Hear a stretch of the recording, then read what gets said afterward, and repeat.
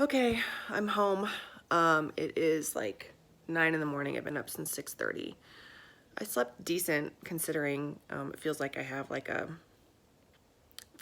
basketball in my stomach, but then it feels like actually post-surgery the pain feels like endometriosis. Feels very familiar to me. It's just it feels like someone just like took like the inside of like a shovel and is like scraping your stomach like back, like your whole stomach, like back and forth. But it's not like it's like a set pain, but that's kind of what it feels like. It's like scrapey and crampy. And then, they pump so much gas through your stomach that it's just uncomfortable because my stomach is giant. Because they had to blow it up so they could move my colon back to where it belongs and my ureters because they were all stuck to my uterus. So I'm feeling okay. I've only taken 3 Advil. So the pain isn't horrible. It's just really uncomfortable. I'm trying to poop, but that's not working and I keep taking stuff. So now I'm on to my goal to reset my hormones naturally and not go crazy because I'm now in surgical menopause. So I've got this book I'm going to start reading. Eastern Body, Western Mind, Psychology and the Chakra System as a Path to the Self by, I don't know how to say her name, Anodea Judith. She also wrote a really good book about chakras, which I'm like 3/4 of the way through, but I was going to flip through this and see if I had anything about hysterectomies. There's not a lot about it. There's not a lot of information about post-hysterectomy, like recovery naturally, actually, especially using essential oils, which I'm pretty passionate about for this.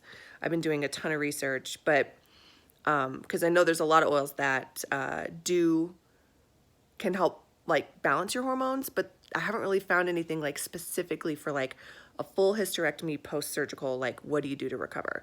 But I am diffusing, well actually I'm drinking roasted dandelion tea to flush out all these frickin' medicines in the anesthesia. And I put a drop of peppermint in there because I am kind of nauseous. So hopefully that'll help my tummy. And then right now I'm diffusing clary sage, bergamot, orange, juniper, and Sacred Mountain, which is a Young Living blend. And I'm looking at my face. I do have dermatitis, which can be brought on by stress. And I also think the dermatitis that showed up last year, my last year of like feeling like total shit. I think it's an autoimmune thing. It's just a thought because dermatitis is actually connected to eczema and even shingles. And it flares up under times of stress. And I'm just like seeing that my face is like all jacked up and weird. It does these like cluster things.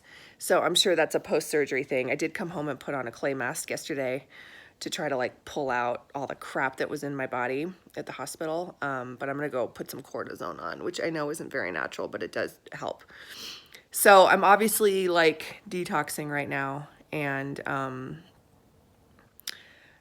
yeah, I don't feel bad. I don't feel that bad at all. I'm just I'm already bored, to be honest. And I really need to poop. Also, I'm getting a cold sore. I can't remember if I said this in my other video, but I'm sure that's stress. But then Shayna, my best friend, one of my best friends, gave me this beautiful moonstone ring for healing. And like, I love it so much. Like it makes me so unbelievably happy. And I looked up moonstones in my woo-woo crystal book by Melody. And it's like for feminine energy, it's for healing. And interestingly, it also is used when you do a major life change, going from point A to point B and taking a total left turn, which I think I've done that this week. So I'm loving my ring. Thank you, Shayna. And